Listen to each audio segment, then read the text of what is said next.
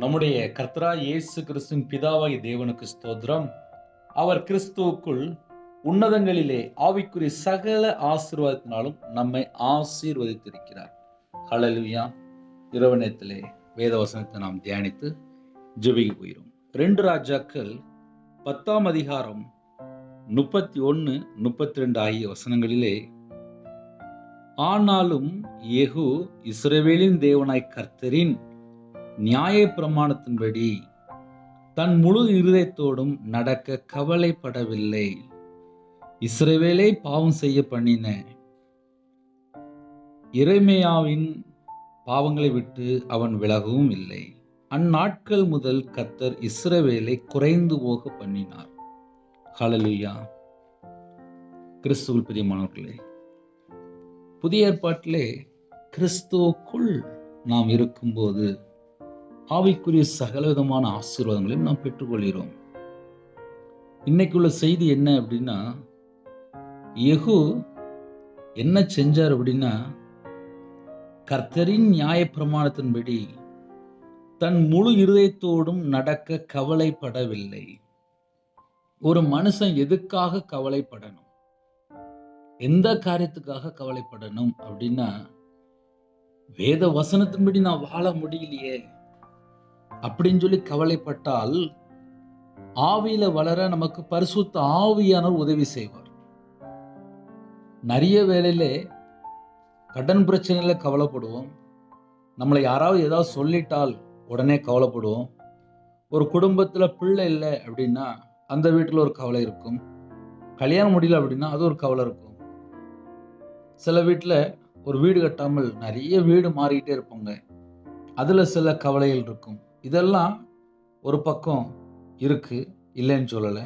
ஏன்னா என் வாழ்க்கை இதெல்லாம் நான் தாண்டி வந்திருக்கேன். ஆனால் கர்த்தர் சொல்கிறார், தன் முழு இருதயத்தோடும் நடக்க கவலைப்படவில்லை.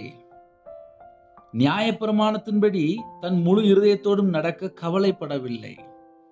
அப்போ முதல் பாயிண்ட் என்ன அப்படின்னா, நியாயப்பிரமாணத்துல அழகா எழுதியிருக்கு, என்னை அன்றி உனக்கு வேற தேவர்கள் உண்டாயிருக்க வேண்டாம். என்னை அன்றி உனக்கு வேற தேவர்கள் உண்டாயிருக்க வேண்டாம்.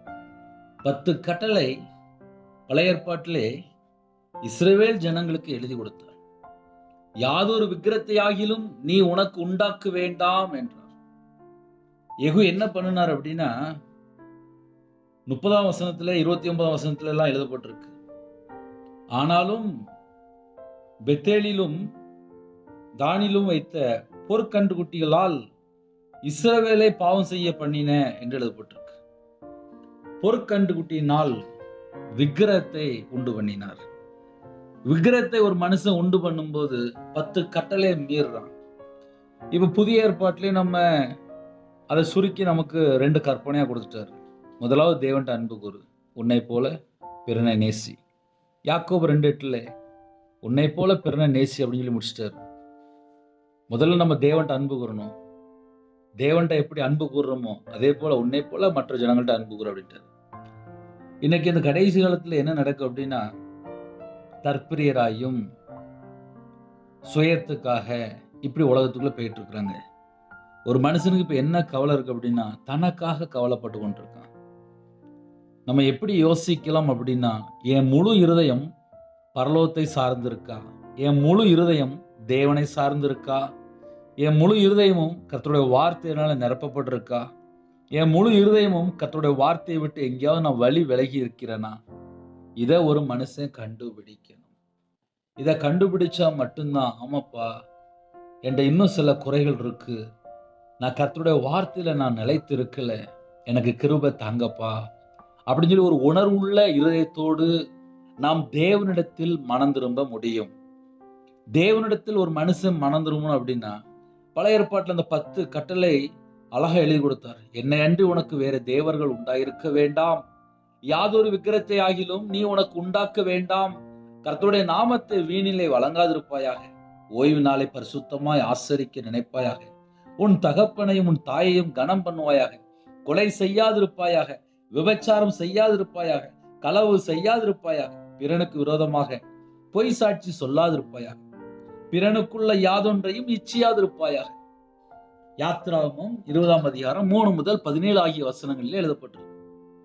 இந்த 10 கட்டளை ஒரு மனுஷன் கடைபிடித்தாலே 90% பிரச்சனை தாண்டி அவங்க ஆவிக்குரிய வாழ்க்கையில வளர முடியும்.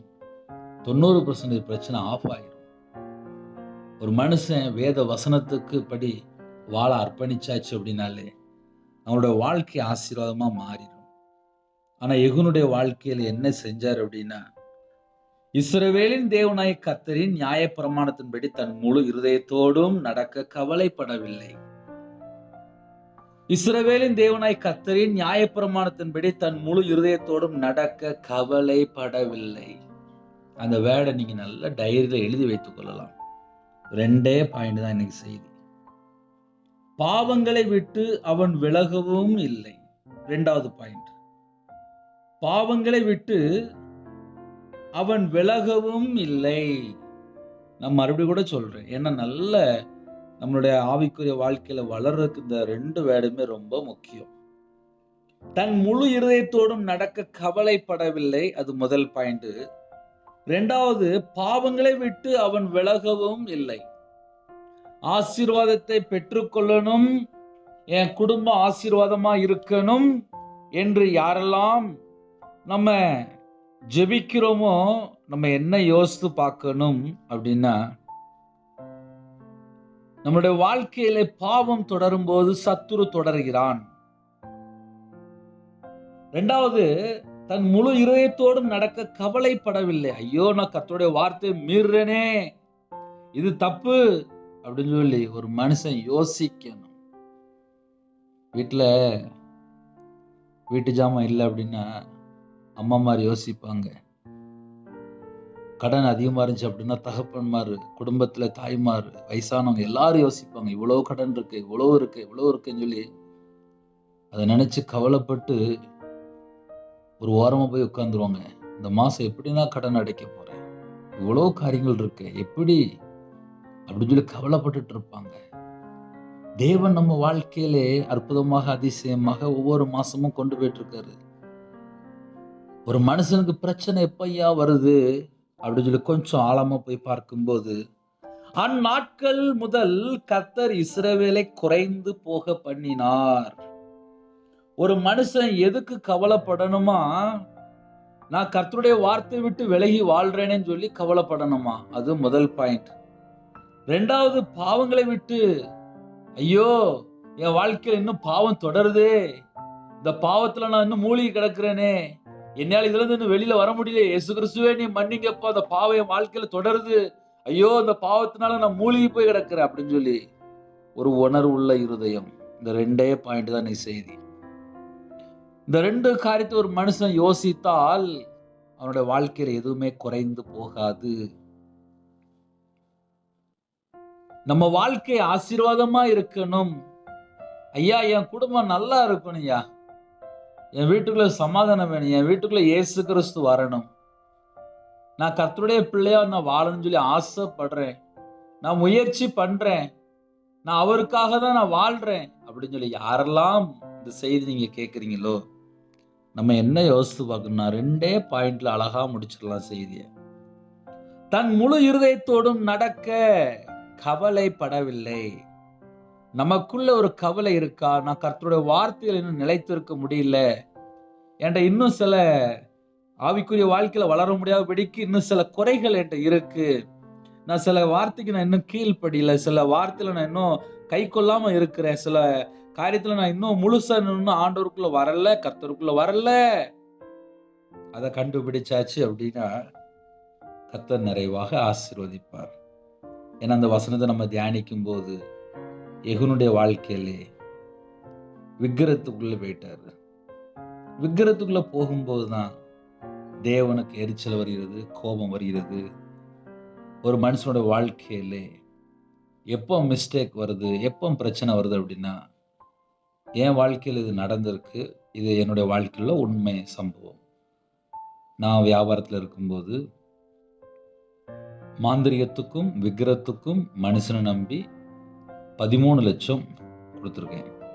அதனால மாந்திரியத்தில் கஷ்டப்பட்டிருக்கேன், விக்கிரத்துக்கு அடிமையா இருந்திருக்கேன், மனுஷனை நம்பி ஏமாந்துருக்கேன், ஒரு 50, 55 லட்ச ரூபா கடன்ல கஷ்டப்பட்டிருக்கேன். இதை ஏன் உங்களுக்கு ஒரு தெளிவா சொல்றேன் அப்படின்னா, இதனால என்னோட வாழ்க்கையில சாபம், தண்டனை, தேவனுடைய கோபம், கர்த்தரை விட்டு வழி விலகி என்னோட வாழ்க்கையில எல்லாமே நஷ்டப்பட்டு, நிந்தைகள், அவமானங்கள், கண்ணீர் இதெல்லாம் வந்து, அதுக்கப்புறம் எங்க தப்பா இருக்கிறேன் அப்படின்னு சொல்லி உணர்வடைந்து சர்ச்சில் ஆல்டரில் போய் மனம் திரும்பி கண்ணீரோடு ஜெபம் பண்ணி, நான் கர்த்தருக்கு பிரியமில்லாமல் துன்மார்க்கமாக வாழ்ந்துட்டேன், நான் பாவத்தில் வாழ்ந்துட்டேன், என்னை மன்னிங்கப்பா, உமக்கு விரோதமான பாவம் பண்ணிட்டேன் அப்படின்னு சொல்லி ஒரு மனுஷன் வசனத்தை வைத்து மனம் திரும்பும்போது பரலோகத்துல தேவன் கவனித்து பார்க்கிறார்.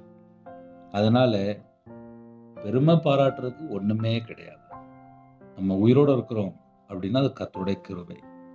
அப்ப கர்த்தருடைய கிருபை நம்ம இன்னும் பெற்றுக்கொள்ளணும் அப்படின்னா என்ன செய்யணும் அப்படின்னா, நம்ம கர்த்தரை சார்ந்து கொள்ளணும், கர்த்தருடைய வார்த்தையில் நிலைத்திருக்கணும். கர்த்தருடைய வார்த்தையில் நிலைத்திருந்தால் மிகுந்த கனி கொடுக்க முடியும். மிகுந்த கனி கொடுக்கும் போது குடும்பம் ஆசீர்வாதமா இருக்கும். கனி இல்லாத அத்தி மரத்தை கர்த்தர் சபித்தார் என்று எழுதப்பட்டிருக்கு. கனி இல்லாத மரம் அப்படின்னா என்னன்னா, ஆவிக்குரிய கனி இல்லை. கர்த்தரை நினைக்காமல் விக்கிரத்துக்குள்ளே போகும்போது, பாகால் விக்கிரகங்கள் எல்லா இடத்துலயும் உள்ள போகும்போது ஒரு மனுஷன் சாபத்துக்குள்ள சிக்கி கொள்றான்.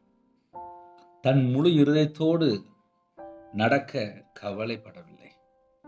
தன் முழு இருதயத்தோடும் நடக்க கவலைப்படவில்லை. அந்த 2 லைனை மட்டும் கொஞ்சம் ஒரு டைரியில் அழகாக எடுத்து எழுதி வைத்தால், நம்ம வீட்டில் உள்ள ஒரு பிரச்சனைக்காக இருக்கலாம், இல்லை நம்ம இருதயத்தில் அநேக கேள்விகள் எழும்பலாம். அது எல்லாத்துக்கும் இந்த 2 பாயிண்ட்ல ஆன்சர் இருக்கு. தன் முழு இருதயத்தோடும் நடக்க கவலைப்படவில்லை. இஸ்ரவேலின் தேவனாய் கர்த்தரின் நியாயப்பிரமாணத்தின்படி. நியாயப்பிரமாணம் என்ன சொல்லுது அப்படின்னா, விக்கிரத்துக்குள்ள போகாத, என்னை அன்றி உனக்கு வேறு தேவர்கள் உண்டாயிருக்க வேண்டாம். என்னை அன்றி அப்படின்னா உனக்கு வேறு தேவர்கள் உண்டாயிருக்க வேண்டாம். இவங்களா ஒரு விக்கிரத்தை உண்டு பண்ணி அதை போய் உலக வழிபாடுகளுக்குள்ள போய் சிக்கி, சாபத்துக்குள்ள போய், அசுத்தத்துக்குள்ள போய், அருவருப்புக்குள்ள போய், இருளுக்குள்ள போய், அப்புறம் அவங்களுடைய வாழ்க்கையிலே எல்லாமே குறைந்து போகுது. அந்நாட்கள் முதல் கர்த்தர் இஸ்ரவேலை குறைந்து போக பண்ணினார். அதனால ஒரு சின்ன ஜெபம் பண்ணி முடிக்க போறேன். கர்த்தருடைய பிள்ளைகள் இந்த செய்தி யாரெல்லாம் கேட்டீங்களோ, பழைய ஏற்பாட்டில் 10 கட்டளை அழகா தெளிவா எழுதி கொடுத்தாரு. களவு செய்யாதிருப்பாயாக, விபச்சாரம் செய்யாதிருப்பாயாக, கொலை செய்யாதிருப்பாயாக, உன் தகப்பனை உன் தாயை கனம் பண்ணுவாயாக, ஓய்வு நாளை பரிசுத்தமா ஆசரிக்க நினைப்பாயாக. காலம் கடைசியா இருக்கு. புதிய ஏற்பாட்டில் சுருக்கி 2 கற்பனை எழுதி தந்திருக்காரு. தேவன்ட்ட அன்பு கூறுப்பா, உனக்கு ஜீவனை தந்திருக்காரு. நம்முடைய பாவங்கள், நம்முடைய அக்கிரமங்கள், நம்முடைய தலைமுறை சாபங்கள், நம்முடைய மீறுதல், நம்முடைய தரித்திரம், நம்முடைய பலவீனம், நம்முடைய நோய் எல்லாவற்றையும், நம்முடைய துக்கம் எல்லாவற்றையும் தாமே சிலுவையில் சுமந்தார். நமக்காக அடிக்கப்பட்டார், நமக்காக துப்பப்பட்டார், நமக்காக நொறுக்கப்பட்டார். நம்முடைய பாவங்கள் எல்லாம் சிலுவையில் சுமந்து மரித்து அடக்கம் பண்ணப்பட்டு 3ஆம் நாள் உயிர்த்தெழுந்த இயேசு கிறிஸ்துவை நாம் ஆவியோடும் உண்மையோடும் பரிசுத்தத்தோடும் ஆராதிக்கும் போது குடும்பம் ஆசீர்வதிக்கப்படும். அதுக்கு நம்ம என்ன செய்யணும் என்று நம்ம யோசிக்கும் போது, நினைக்கும் போது, வசனத்துக்கு நம்ம கை கொள்ளணும் என்ற ஒரு உணர்வு நமக்கு எப்பொழுதும் இருக்கணும். வார்த்தையை விட்டு வழி விலகி விக்கிரத்துக்குள்ள போகும்போது எல்லாமே குறைந்து போகும். 2வது, பாவங்களை விட்டு அவன் விலகவும் இல்லை. அது 2வது பாயிண்ட். பாவங்களை விட்டு அவன் விலகவும் இல்லை. அப்ப என்ன யோசிக்கணும் அப்படின்னா, நம்முடைய வாழ்க்கையில ஒரு குறைவு வருதா? பாவங்களை விட்டு விலகியாச்சா? இதுதான் கேள்வி. என்னுடைய வாழ்க்கையில நான் யோசிக்கிற ஒரே ஒரு காரியம் தான், ஆவிக்குரிய வாழ்க்கையில வளரணும் அப்படின்னா இன்னும் என்கிட்ட என்ன மிஸ்டேக் இருக்கு, நான் இன்னும் எதுல குறையா இருக்கேன், இன்னும் நான் வளரணும் அப்படின்னா இன்னும் எதுல நான் என்னுடைய சமூகத்துல தாழ்த்தி அர்ப்பணித்து விட வேண்டிய காரியங்கள் இருக்கு. இதை யோசித்து பார்ப்பேன். இதைத்தான் கர்த்தருடைய கிருபையினாலே இன்னைக்கு ஆன்லைன் மூலியமா பேசியிருக்கோம்.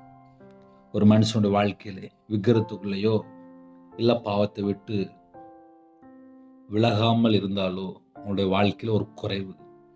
புதிய ஏற்பாட்டிலே இன்னைக்கு எபேசியர் 1:3 அழகா வாசித்தேன். நம்முடைய கர்த்தராகிய இயேசு கிறிஸ்துவின் பிதாவாகிய தேவனுக்கு ஸ்தோத்திரம். அவர் கிறிஸ்துவுக்குள் உன்னதங்களிலே ஆவிக்குரிய சகல ஆசீர்வாதத்தினாலும் நம்மை ஆசீர்வதித்து இருக்கிறார். கிறிஸ்துவுக்குள் இருக்கும்போது பரிபூர்ணமான ஆசீர்வாதம். சின்ன ஜெபம் முடிப்போமா? கண்களை மூடி நாம் ஜெபம் செய்வோம். அன்பின் கர்த்தாவே, நன்றியோடு துதிக்கிறோம். இரவு நேரத்தில் எங்களை அர்ப்பணிக்கிறோம். கர்த்தர் இந்த நாள் முழுவதும் பாதுகாத்த கிருபைக்காக ஸ்தோத்திரம். குறைகள், குற்றங்கள், அக்கிரமங்கள், பாவங்கள், மீறுதல், துன்மார்க்கமான காரியம், துணிகரமான காரியம், அருவருப்பான காரியம், அசுத்தமான காரியம், பொல்லாத காரியம், தீட்டுப்படுத்துகிற காரியங்கள், எங்களோட வாழ்க்கையிலே இருளான காரியங்கள் எதெல்லாம் இருக்கோ கர்த்தருடைய வார்த்தையை விட்டு மீறி விக்கிரத்துக்குள்ள யாரெல்லாம் அடிமையா இருக்கிறாங்களோ, போதை அடிமை, மதுபான அடிமை, எந்த அடிமையில இருக்கிறாங்களோ எங்களுடைய பாவத்தை கர்த்தர் மன்னித்து எங்களை மீட்டெடுங்க. உங்களுடைய கிருபையினால் நிரப்புங்க. இரவு நேரத்தில் சமாதானத்தின் தேவன் கூட இருங்க. நைட் ஷிஃப்ட்ல இருக்காங்க, நைட்டு டிரைவிங் லைன்ல இருக்காங்க. கர்த்தர் வேலடைத்து பாதுகாத்து கொள்ளுங்க. உங்களோட இரத்த கொட்டைகளை வேலடைங்க. இணைந்துகிற குடும்பங்கள் சமாதானத்தினால் நிரப்புங்க, ஆசீர்வாதத்தினால் நிரப்புங்க, பரிபூர்ணமாக ஆசீர்வதிங்க. பிள்ளைகளை விடுதலை செய்யுங்க. குறைகள், குற்றங்களை மன்னிங்க. சமாதானத்தின் தேவன் கூட இருங்க. இன்பமான தூக்கம் தாங்க, வரக்கூடிய காரியத்தை வெளிப்படுத்துங்க. தேவையில்ல சொப்பனங்கள் எல்லாவற்றையும் விலக்கி போடுங்க. அதிகால வேளை உங்களுடைய சமூகத்தில் கண் விழிக்க கர்த்தர் கிருபை செய்யுங்க. சிறுபிள்ளை முதல் கொண்டு முதியோர் எல்லாரையும் கர்த்தர் வேலையடைத்து ஆசீர்வதிங்க. சரீரத்தில் பலவீனத்தோடு யாரெல்லாம் இணைந்திருக்காங்களோ பரிபூர்ணமான சுகத்தை கட்டெடுங்க. தீர்காயுசை தங்க உடைய தலைமுள்ள கரத்தினால தொட்டு சுகமாக்கி தாங்க. திருமணத்துக்கு ஆயத்தமா இருக்காங்க, ஏற்ற துணையை தாங்க. கற்பதற்கு ஏற்றுவீங்க கர்த்தர் மனமறிங்க ஆசீர்வதிங்க. படிக்கிற பிள்ளைகளை கர்த்தர் ஆசீர்வதிங்க. வேற வேற நாட்டுக்குள்ள இருக்காங்க, அவங்க இருக்கிற இடத்துல வசனத்தின்படி வாழ்க்கை மாற எங்களை தாழ்த்திரோம், அர்ப்பணிக்கிறோம். கர்த்தர் மாற்றித்தாங்க. உங்க நாமம் மேம்படட்டும். அப்பிரயோஜனமான ஊழியக்காரப்பா, தேவன் அருளி அப்ப மினிஸ்டர் மூலியமாக இணைந்துகிற குடும்பங்களை கர்த்தர் ஆசீர்வதிங்க. துதிகன மகிமை எல்லாம் கர்த்தராகிய இயேசு கிறிஸ்து ராஜா ஒருவருக்கே செலுத்திடும். இயேசு கிறிஸ்து மூலியமாக ஜீவனுள்ள பிதாவே, ஆமென். தேவனுக்கே மகிமை. கர்த்தர் தாமே உங்களை உங்கள் குடும்பத்தின் சகல காரியத்தையும் சம்பூர்ண அதிருப்தியாக கர்த்தர் கூட ஆசீர்வதிப்பாராக. ஆமென். கர்த்தராகிய இயேசு கிறிஸ்து கிருபையும் பிதாவாகிய அன்பும் பரிசுத்தனுடைய ஐக்கியம் இப்பொழுதும் எப்பொழுதும் சதா காலங்களிலும் நம்மளோடு கொடுப்பதாக. ஆமென். கிறிஸ்துவில் பிரியமானவர்களே, 9363064181 என்ற நம்பர் உண்டால் நாங்கள் உங்களுக்காக குடும்பத்தை ஜெபிப்போம். அது மாத்திரமல்ல, 9442504351 என்ற நம்பர் தொடர்ந்தால் உங்களுக்காக ஜெபிப்போம். தொடர்ந்து இணைந்தவர்கள் எனக்காக ஜெபித்து கொள்ளுங்கள். God bless you.